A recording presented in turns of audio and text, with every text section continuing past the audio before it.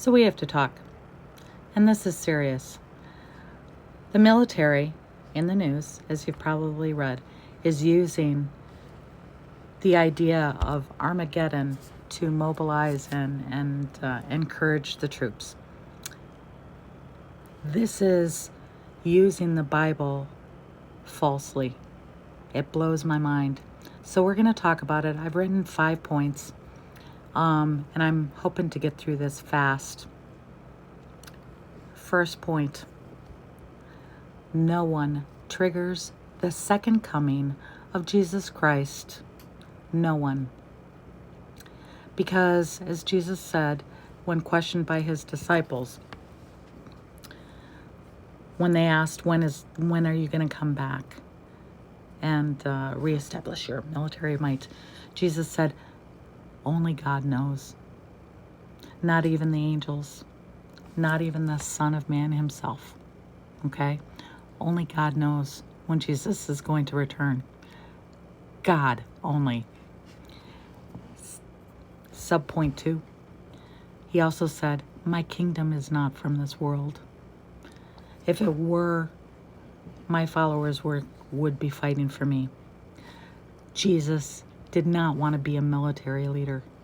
Jesus was never a military leader. And that's why he went to the cross and he sacrificed himself, because he was not a military leader. His disciples all thought he was going to be a military leader, and he's not. Okay? All right. Second reason why they are screwing this up. Revelation, the revelation to John, is being misread. The revelation to John is post-apocalyptic, is first century apocalyptic poetry that's being misread. Okay? It was written to churches suffering from persecution in the year 100 from Rome. Okay? That's who it was written to. It was not written to us. It was written to the first century Christians. The Christian hope is that creation is going to be renewed, not destroyed. Renewed, but not destroyed. We are not going to bomb the hell out of anybody. Third point: Armageddon and the return of Jesus Christ to this earth belongs to God, not to us.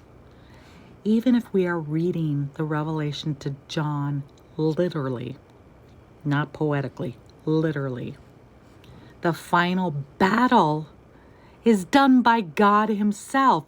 We can't trigger anything. And Scripture explicitly warns us against claiming to know God's timing.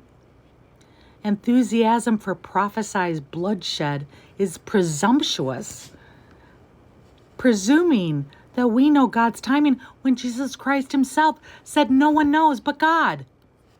Okay, fourth point. The central image of the revelation to John is one of a lamb going to slaughter. The central image is one of a lamb, not a general, not a warrior, but a lamb going to the slaughter. And Paul, and we are being called explicitly to have patient endurance, not euphoria about violence. Five, this is about coercion, not theology. Telling soldiers that their deaths fulfill sacred prophecy is spiritual manipulation and nothing more. Scripture is clear.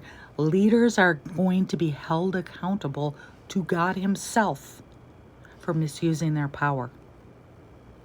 And no authority can override someone's own conscience.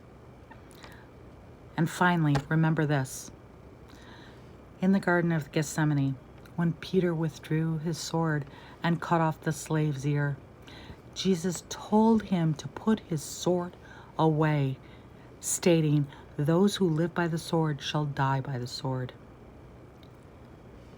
Jesus always chose healing over violence. Healing over violence. Take care. Be careful what you read.